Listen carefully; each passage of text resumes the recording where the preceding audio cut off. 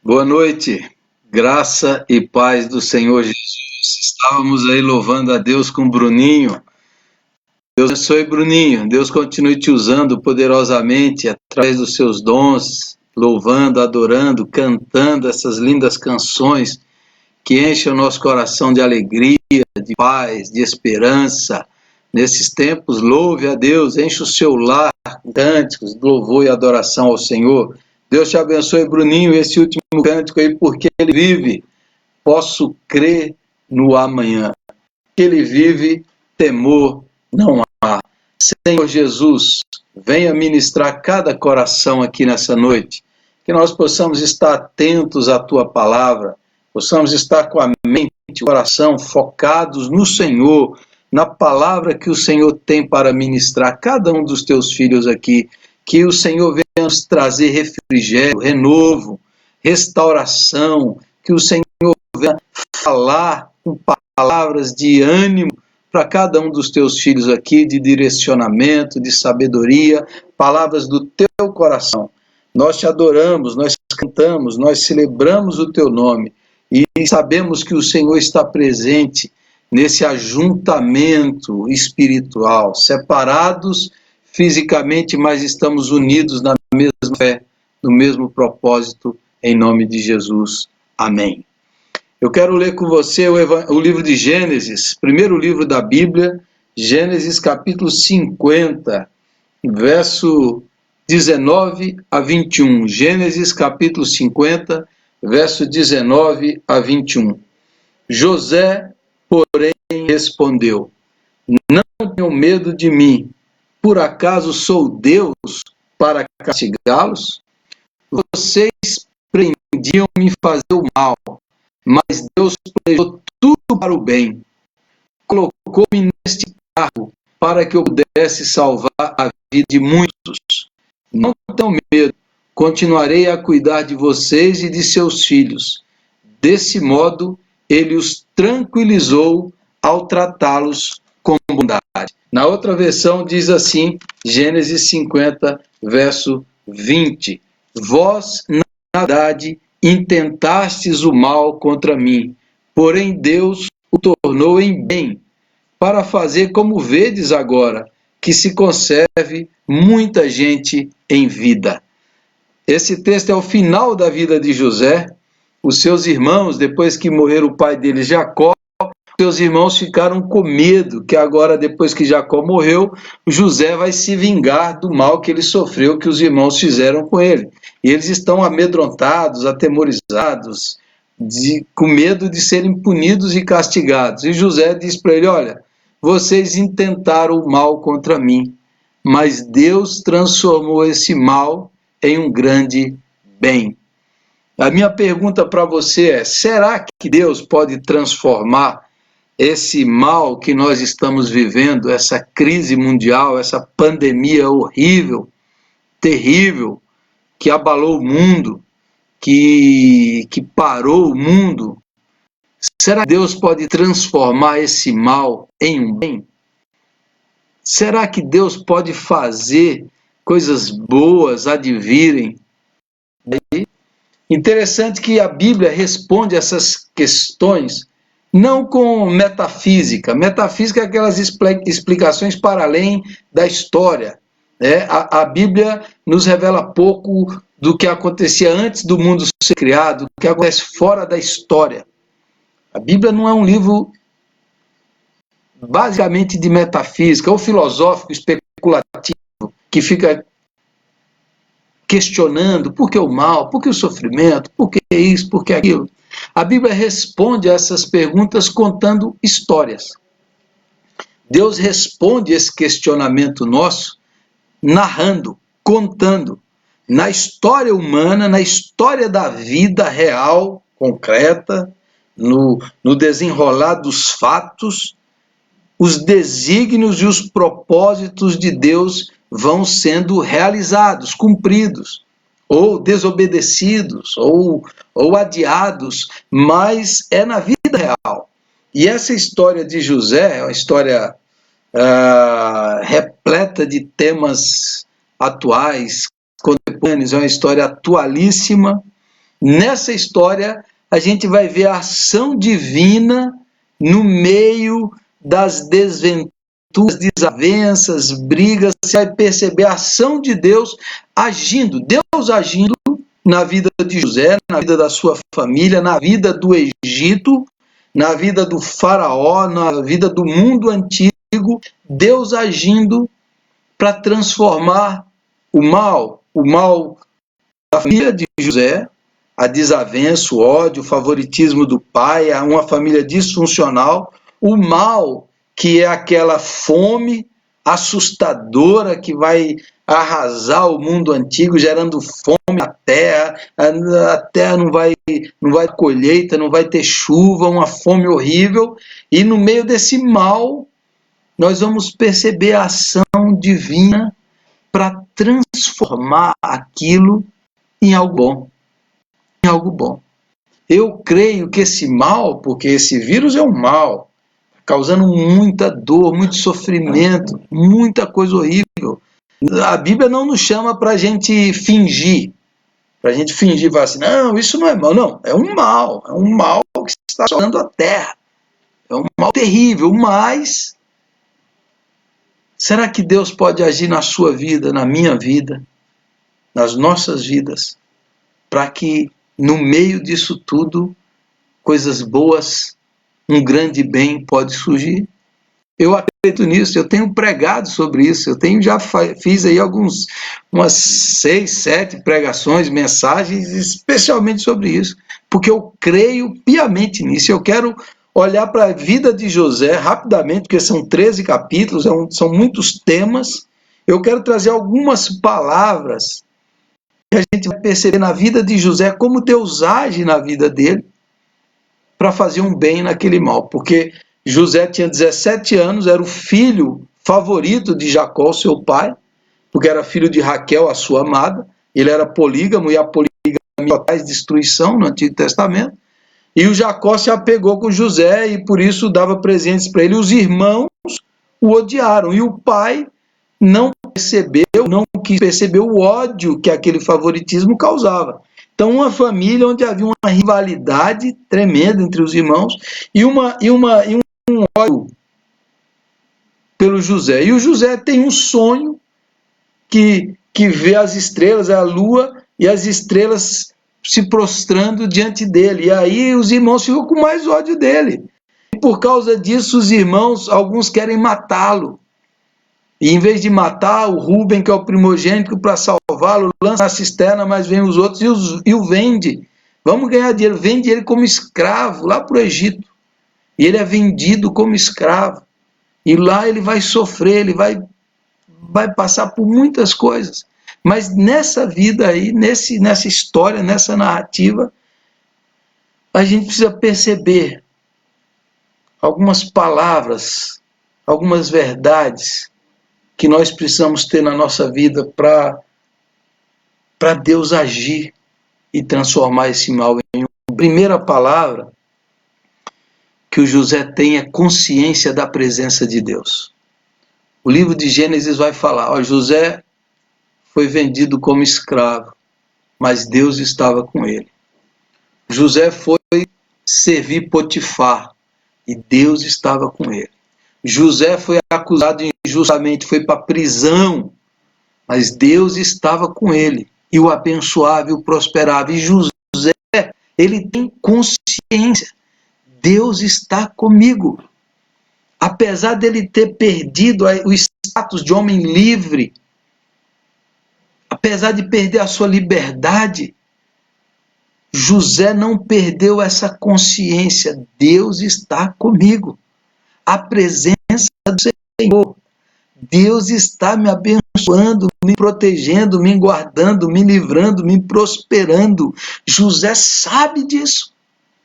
Nesses momentos de mal e de crise, você não precisa perder essa consciência. Deus está com você, Deus está conosco, Deus está presente. Não há crise que nos separe do amor de Deus. Não há nada que nos afaste do seu favor. Nada.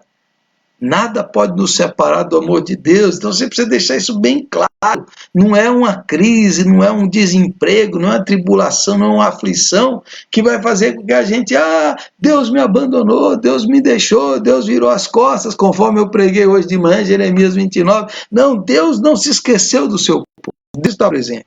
E essa é a consciência que a gente precisa ter. Lembra-se de Moisés, quando o povo pecou e Deus falou, Moisés, vai com esse povo aí. Vai com esse povo, eu vou mandar meu anjo com vocês.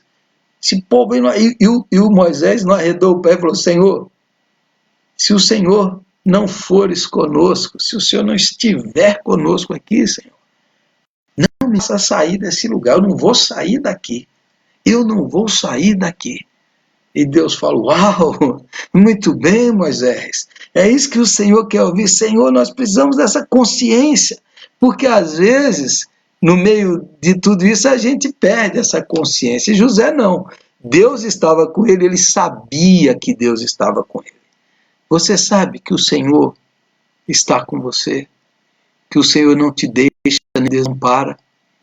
Você sabe que o Senhor não te abandona, que o Senhor está sempre ao seu lado, dentro de você. Você tem essa consciência ou você tem deixado o medo roubar de você essa certeza? José tinha consciência da presença de Deus. Segundo, perceba o processo. Por ter essa consciência, José tinha um compromisso. Compromisso com os princípios de Deus.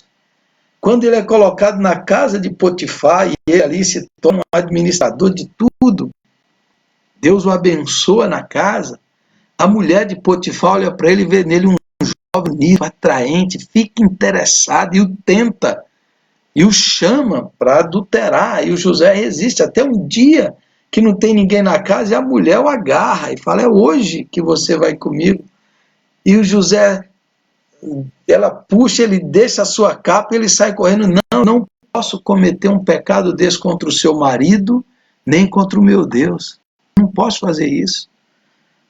Não é porque o José está longe de casa, longe de Israel, longe do pai, longe da família. Não é porque ele está ali no secreto, no escondido, ninguém está vendo.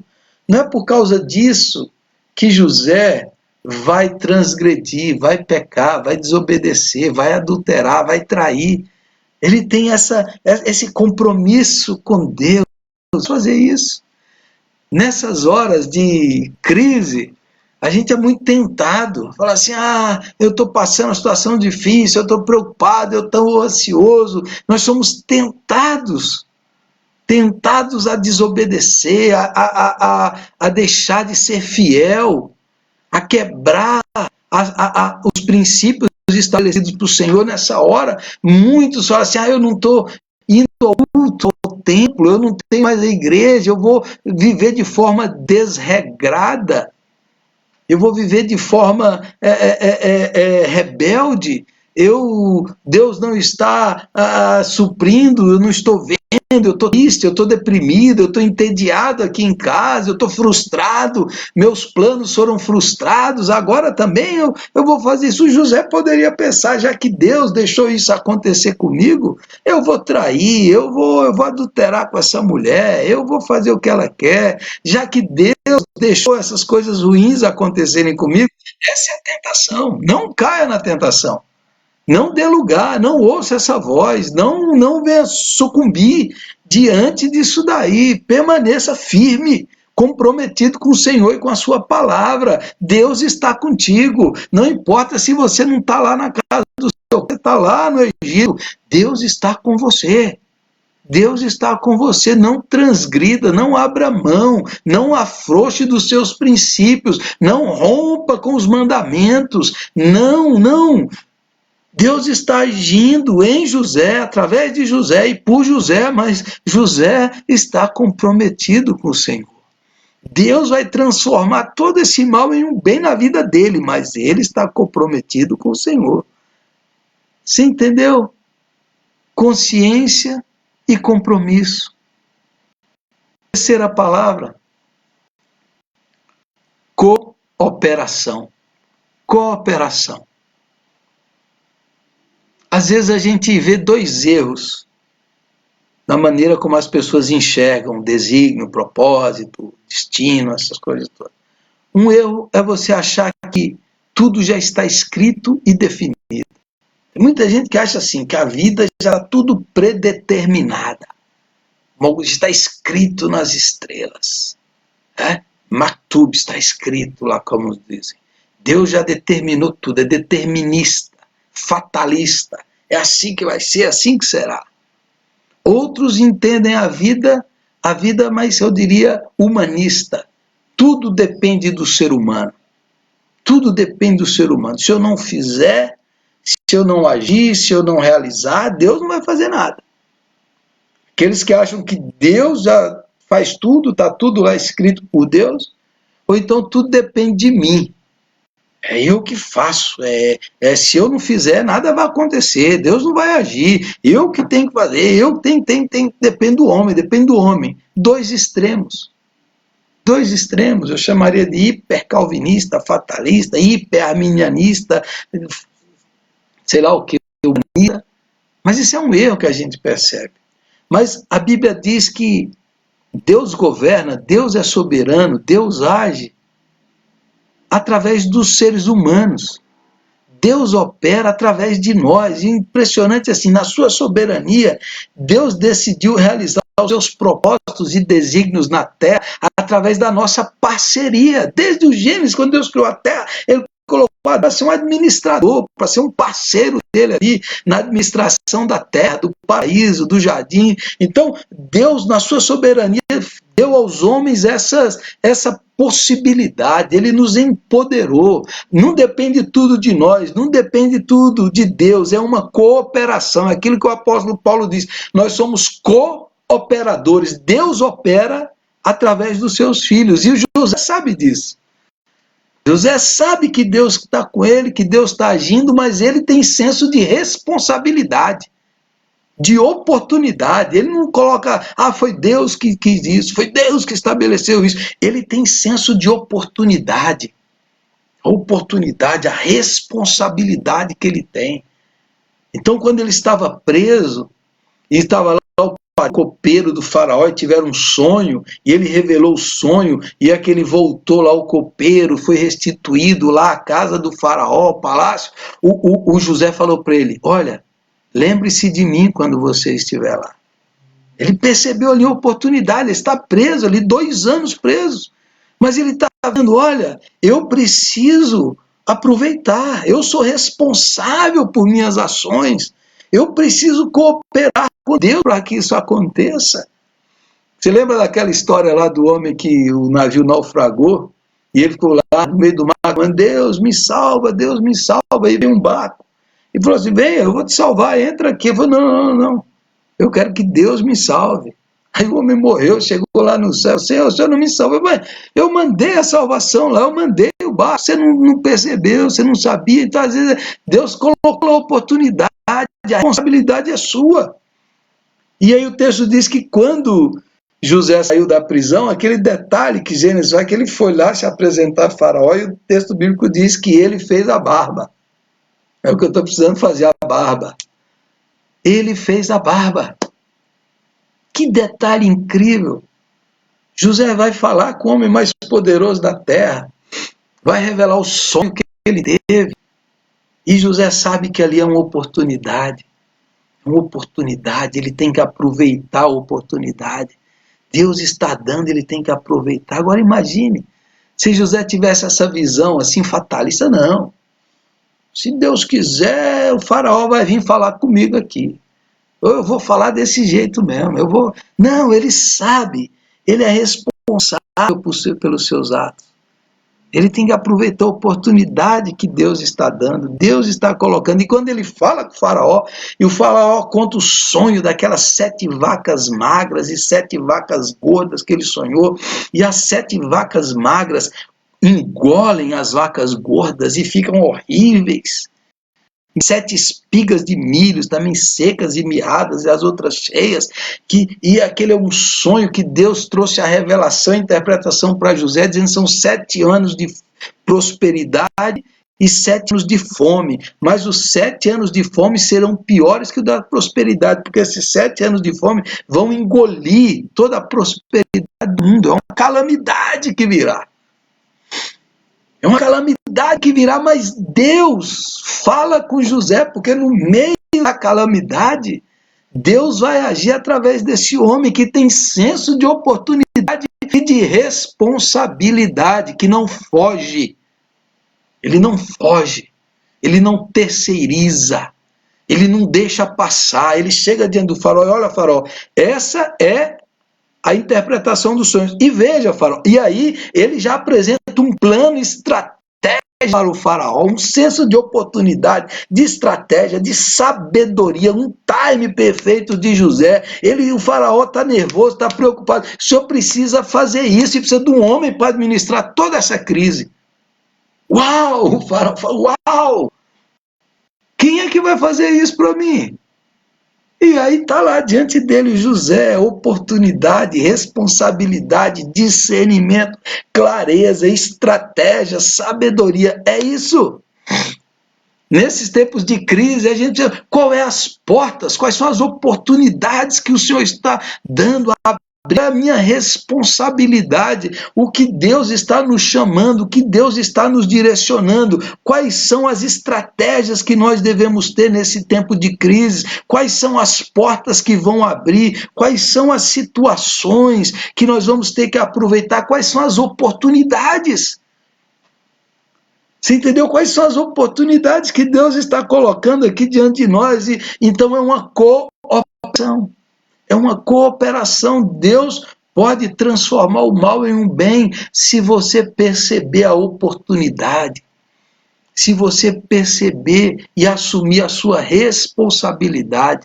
Eu ouvi uma frase semana passada que falou comigo profundamente. Parece-me que é uma frase do Peter Drucker, aquele grande administrador, visionário. Ele diz assim: nós não devemos administrar a crise. Nós somos chamados para liderar essa crise. O José vai liderar a crise. O José vai direcionar o faraó. O José vai preparar a terra. O José vai aumentar os celeiros. O José vai armazenar alimentos. O José vai fazer um planejamento estratégico. Dias difíceis virão, fome virá sobre a terra, mas nós estamos nos preparando para isso. A estrutura, a capacidade, a oportunidade, a responsabilidade. Não transfira tudo para Deus e não assuma tudo também, porque nós estamos fazendo juntos. Deus está fazendo em nós, por nós e através de nós. Quarta palavra: conversão. Conversão. Quando José administrou, organizou, preparou, só no Egito tinha alimento. Só no Egito tinha alimento. Os irmãos lá estão passando fome. Jacó, o seu pai, está passando fome. 20 anos se passaram, agora veio a fome sobre a terra, e só no Egito tem alimento. Seus irmãos vêm ao encontro de José. Agora José é o primeiro-ministro, é o governador do Egito, é um forte. Ele agora se veste como egípcio, vive lá no palácio. Ele está lá, mas ele continua um servo de Deus. E os seus irmãos vêm ao seu encontro, e aí a Bíblia vai mostrar aqueles encontros extremamente dolorosos. Só ali em Gênesis registra, sabe quantas vezes diz que José chorou no reencontro com seus irmãos? Nos vários reencontros que ele teve, José chorou 7 vezes. Os seus irmãos não o reconheceram, passaram 20 anos, de 17 em 37 anos, José é outro homem. Eles falam em hebraico entre si, José entende. E José os testa, e José os prova. Mas presta atenção, José ainda tem raiva. José ainda tem sentimento de vingança com seus irmãos. E nessas idas e vindas, Deus vai tratar esse sentimento mal no coração de José. Deus vai tratar o ódio que Deus vai tratar os seus irmãos naquela humilhação, naquele sofrimento, naqueles reencontros. Os irmãos vão se humilhar, vão se arrepender, vão confessar o pecado. E ali naqueles reencontros, o que vai acontecer? Vai acontecer uma conversão profunda. Não é que José já não fosse convertido a Deus, ele era do Senhor, agora ele vai se converter aos seus irmãos. Ele vai se converter de um jovem presunçoso e arrogante que ele era, de um homem maduro, quebrantado, humilde, generoso. Agora, os seus irmãos de seres humanos odiosos, malignos e homicidas, vão se tornar homens agora arrependidos, profundamente arrependidos, quebrantados, com um sentimento de culpa destrutivo enorme, corroendo eles por dentro todos aqueles anos. E depois de chorar escondido no banheiro, depois de chorar escondido no seu quarto, José não aguenta. E diz que José desaba na frente deles. É uma das passagens mais lindas das Escrituras. E José se revela. E ali diz que tem um choro tão alto que todo o palácio ouve.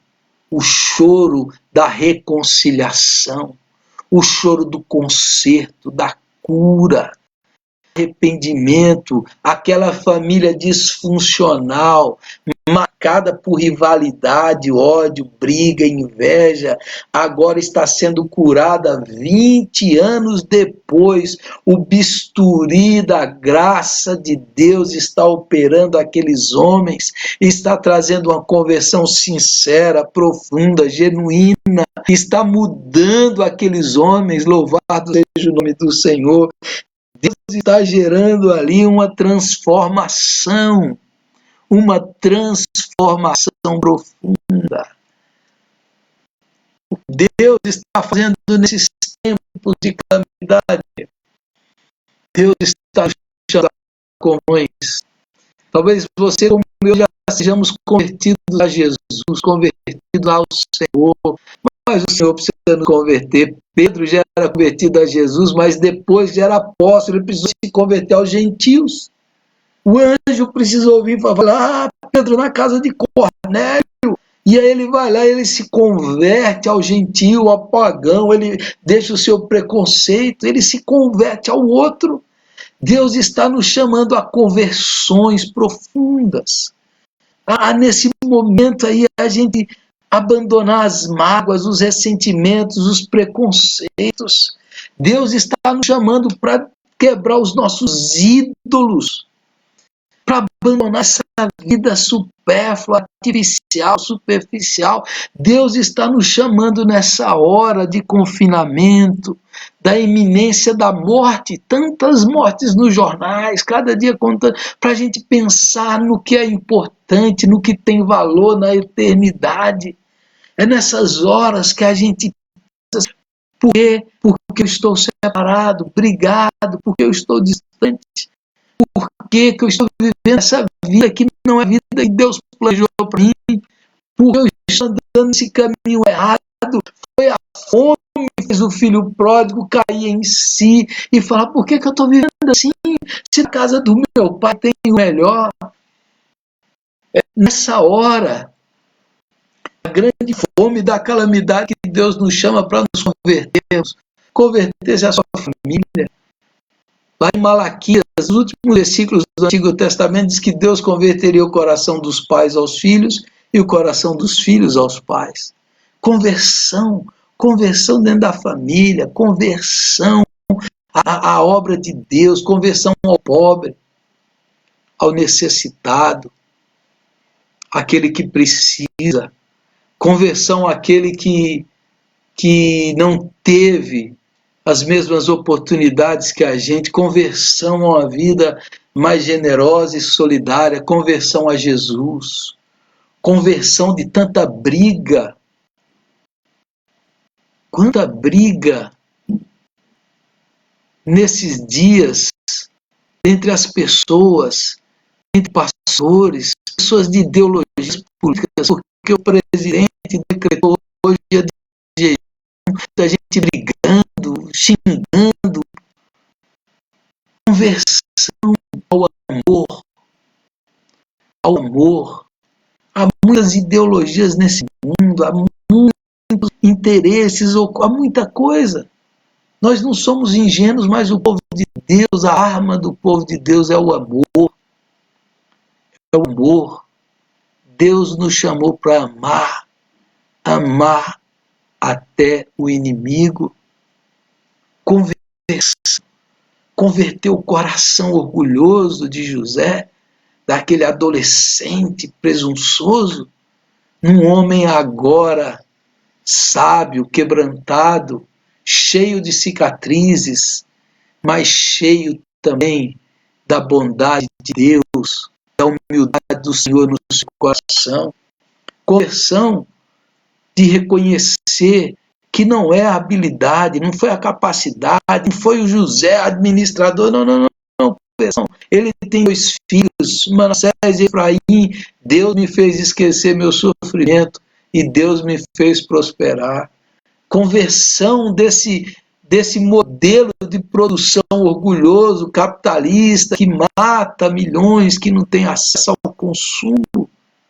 Conversão para um modo de produção mais solidário, mais generoso.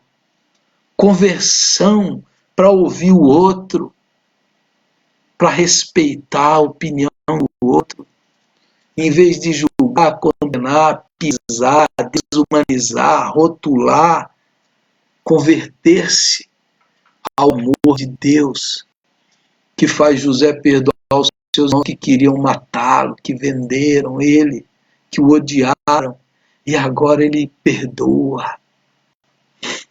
A arma do evangelho é o perdão. Converter dessa ideologia militarista, belicosa, violenta, converter-se desse conceito terrível que perpassa pessoas, igrejas, denominações, que separa igrejas, teologias do ódio, teologias da separação, da segregação, teologias do orgulhoso. Conversão. Conversão. A igreja, cada igreja é melhor do que a outra. Cada ministério é melhor do que o outro. Nós sabemos mais, nós temos teologia, nós temos mais poder, aqui tem cura, nós temos a vida santa, aqui não é esse mundanismo, não. Aqui a nossa igreja tem lei, tem regra, não, aqui tem poder, aqui tem conhecimento teológico, aqui tem doutrina, aqui tem isso, aí tem. Cada um converteu o coração, irmão. A igreja deveria competir para saber quem ama mais. Quem ama mais, quem perdoa mais, quem acolhe mais, quem perdoa, quem acolhe, quem é generoso, quem é bondoso, quem faz isso. É isso que a gente deveria. Então Deus nos chama para uma conversão, rasgai o coração, não as vestes, rasgai, deixa esse orgulho. Deixa esse orgulho, quanta gente aqui brigando, que ideologia de direita e de esquerda se odiando, se digladiando. Sobre nós está o sangue do Cordeiro de Deus. Foi morto antes da fundação do mundo, para que nós fôssemos unidos no amor eterno, que reconcilia irmãos, que traz perdão, que traz conversão, que faz com que eles chorem o choro da reconciliação. O choro da reconciliação. Quando Nelson Mandela assumiu a presidência da África do Sul, muitos esperavam uma política vingativa. Ficou 27 anos preso. E ele chamou o bispo da igreja anglicana, criou a Comissão da Verdade e Reconciliação. Há documentários sobre isso no YouTube. Assista. Assista com lenço. Assista com lenço. E na África do Sul tinha muita morte, muita matança. Pessoas que perderam filhos e filhas. de todos os lados, dos brancos e dos negros. E o bispo estava frente a frente. Vítimas e executores, mas todos vítimas do ódio que separa pessoas, todos escravizados pelo ódio, tantos que mataram quanto que perderam, lado a lado.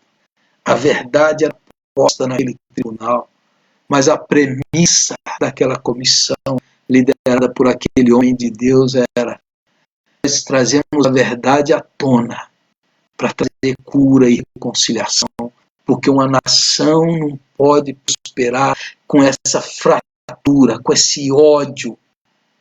E quantas pessoas ali foram reconciliadas pela palavra de Cristo, trazendo cura, libertando. Porque quando aquele que é vítima do mal, como José, como aqueles que o vitimaram, todos estavam escravizados pelo ódio. E o ódio é do diabo. O ódio faz mal. O ódio destrói. O ódio segrega. O ódio separa. José tem direito de vingar, mas ele sabe que tudo de bom na vida dele foi a graça de Deus. Foi Deus que deu para ele. E todos aqueles meios ali, Deus agiu. Então José se quebranta, José perdoa, José restaura, José renova os laços, José é instrumento para reconciliar. Conversão. Deus transformou o mal em bem na vida de José através da consciência da sua presença, através do compromisso com Deus, através da oração, a ação de Deus, a ação humana, através da conversão. E isso tudo gerou nele uma confiança inabalável no propósito de Deus. José é usado por Deus. José sabe que Deus está com ele. José sabe de tudo isso. Ele diz: olha, vocês intentaram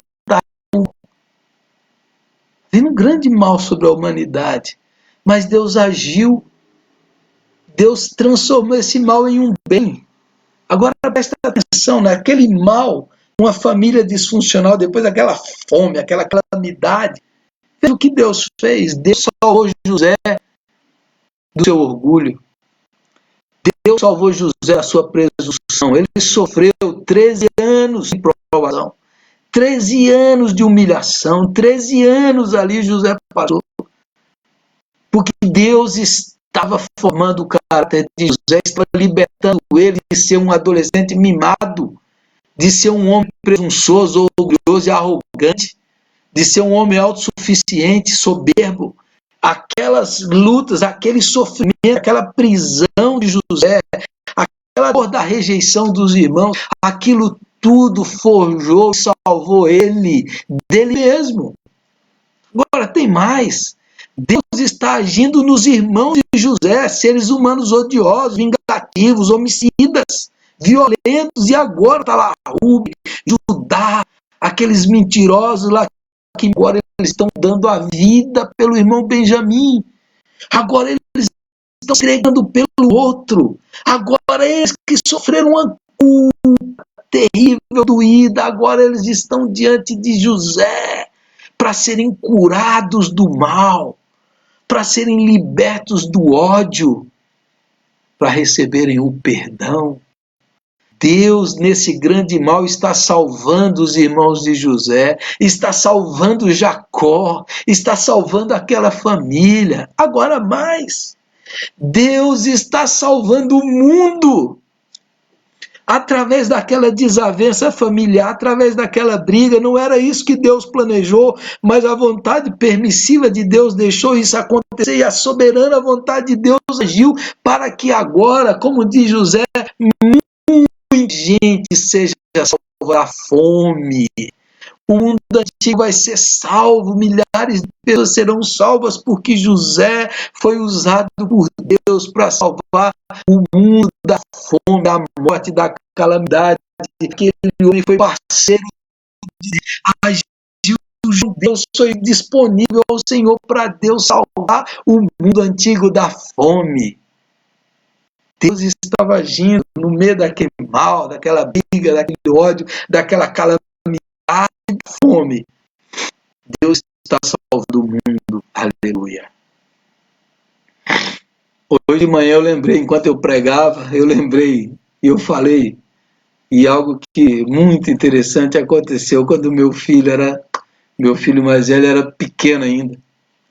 Ele fez uma cirurgia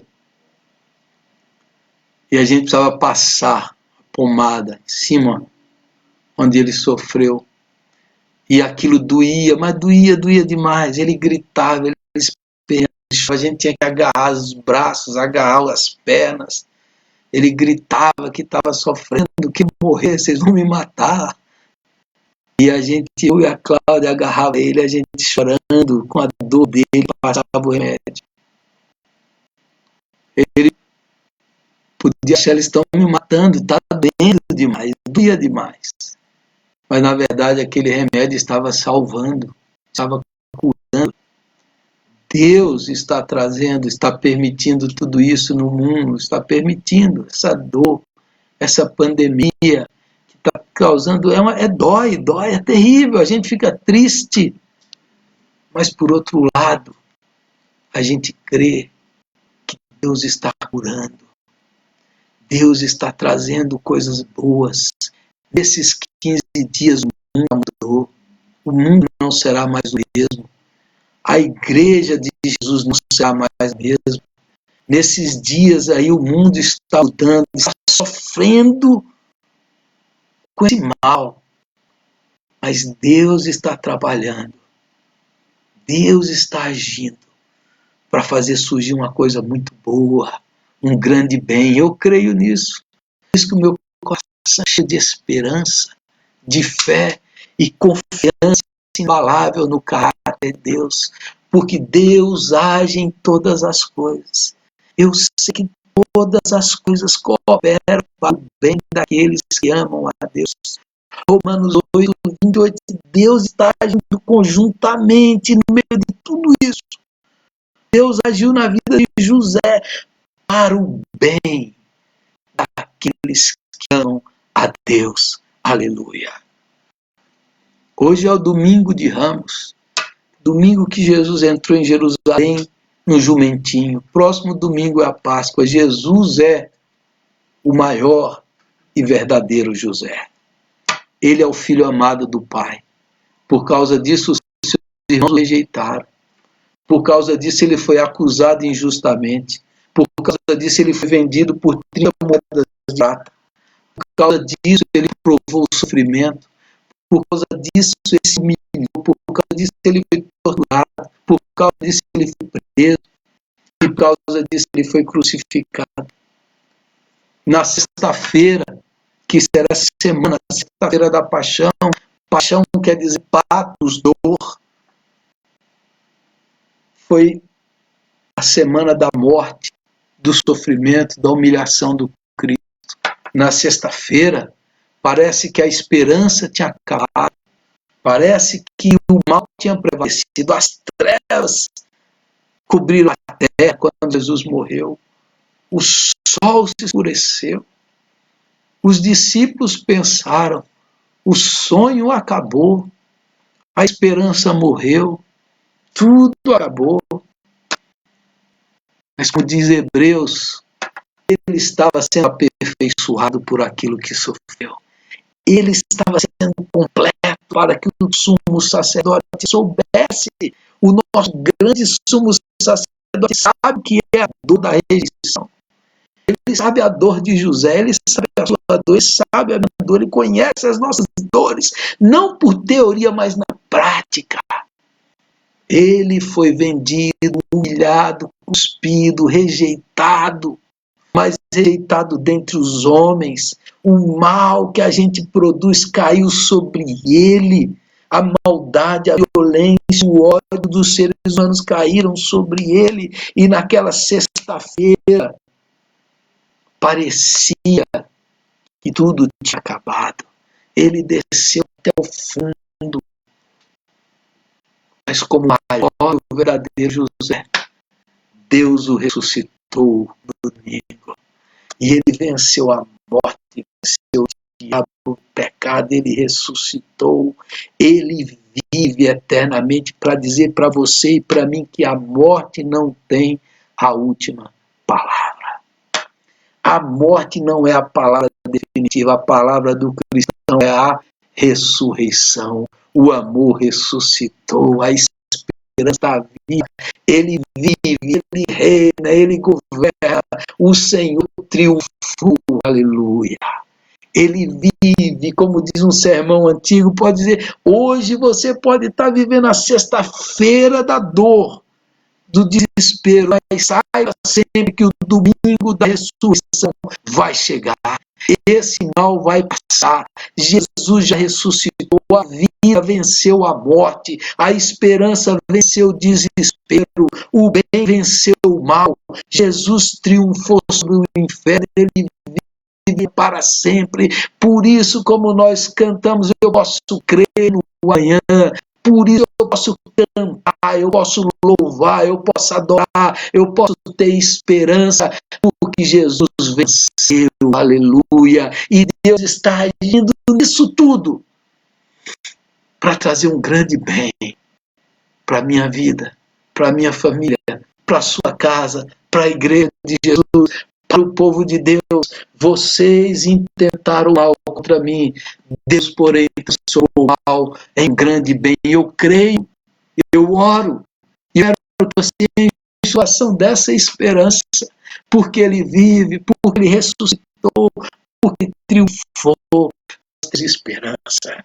Deus está agindo, meu irmão.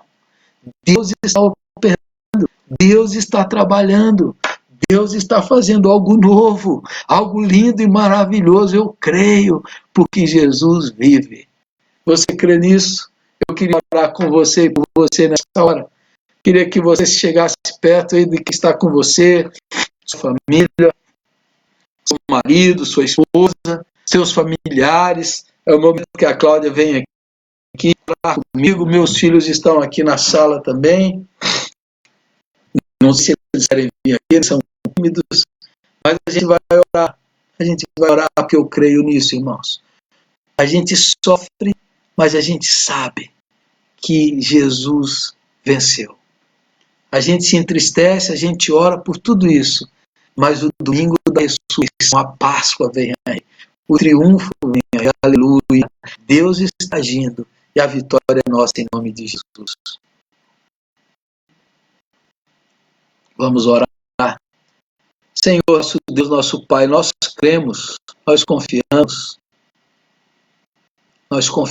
ó Pai, que no meio desse grande mal que se abateu sobre o mundo, nessa dor horrível, nesse sofrimento terrível que está no mundo, o Senhor está agindo e o Senhor sofre conosco. O Senhor não é um Deus ausente. O Senhor Jesus sofre conosco, que Ele conhece a dor da perda. Ele chorou no túmulo de Lázaro. Ele chorou diante da Jerusalém rebelde. Ele chorou. Ele conhece as nossas lágrimas. Ele conhece as nossas dores. Mas nós cremos, ó Deus, que no meio daquele sofrimento o Senhor estava trazendo algo novo. O Senhor estava vencendo o pecado, o mal, a violência, o ódio. O Senhor estava trazendo um mundo novo. O Senhor estava trazendo a vida nova. O Senhor estava trazendo salvação para o mundo. E naquele domingo Jesus ressuscitou e venceu o diabo, a morte, o pecado, o ódio, a maldição. O amor triunfou, porque a vida de Jesus tem a última palavra. A ressurreição tem a última palavra. Agora, Senhor, tira o medo dos nossos corações. Tira o desespero. Tira a angústia. Tira a ansiedade. Tira, Senhor, a tristeza que conduz à morte e dá a esperança que conduz à vida. Que o Senhor possa fortalecer os teus filhos e filhas, que eles possam confiar, se apegar, cooperar, se comprometer e saberem que Deus está conosco. Que Deus está conosco. Que o Senhor está agindo e nos salvando do mal, tira o mal do meu coração, tira o orgulho, a presunção, converte-nos verdadeiramente a Ti, Senhor.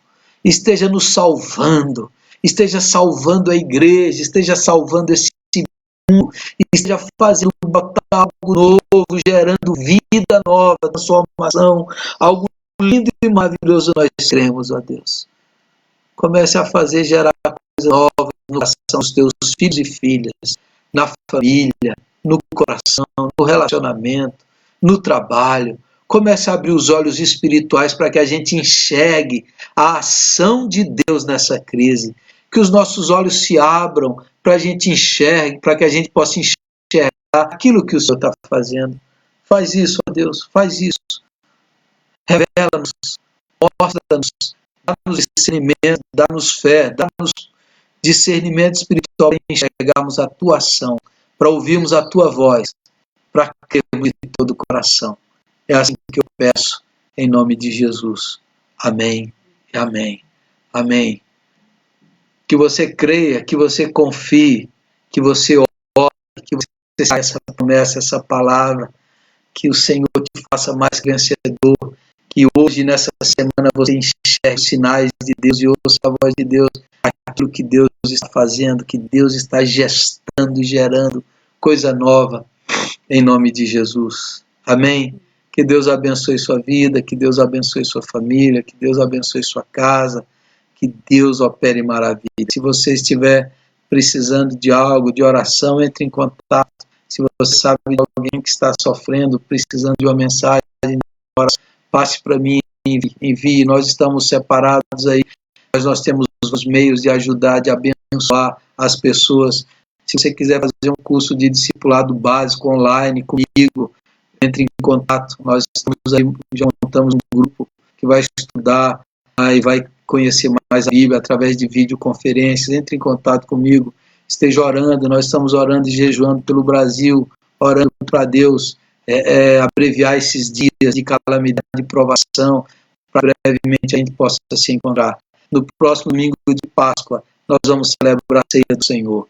Se você quiser participar, você que é da Igreja Maranata, eu vou enviar as orientações, como será essa ceia inédita, inusitada, algo novo, mas eu creio que será algo lindo, que Deus vai fazer através dessa ceia nas nossas famílias. Eu acredito que vai ser algo maravilhoso de Deus, a Páscoa voltando para os lares onde ela começou. Eu creio que Deus vai fazer algo maravilhoso. Então, fique ligado conosco aí, mantenha contato, tá bom? Nós vamos orar a oração que o Senhor Jesus nos ensinou. Dê a mão para a pessoa que está do seu lado, abrace a pessoa que está do seu lado, ore com ela, vamos orar juntos. A oração que o Senhor Jesus nos ensinou, dizendo: Pai nosso que estás nos céus, santificado seja o teu nome, venha o teu reino, seja feita a tua vontade, assim na terra como nos céus. O pão nosso de cada dia nos dai hoje. Perdoe as nossas dívidas, assim como nós perdoamos os nossos devedores. Não nos deixe cair em tentação, mas livra-nos do mal, pois o Teu é o reino, o poder e a glória para sempre. Amém. Que a graça maravilhosa do Senhor Jesus, o amor eterno de Deus, o nosso Pai, a comunhão, a presença e o poder do Santo Espírito esteja sobre todos nós, sobre toda a família de Deus espalhada na face da terra, não só hoje, mas para todos sempre. Amém. Amém. Amém. Dê um abraço na pessoa que está do seu lado aí, dê um abraço da paz, abençoe a vida. Jesus está contigo. Jesus está com você. Jesus te fortalece. Jesus te dá vitória. Jesus não te deixa. Abençoe a pessoa que está do seu lado. Amém. Deus abençoe. Deus te guarde, te proteja. Uma boa semana na graça do Senhor.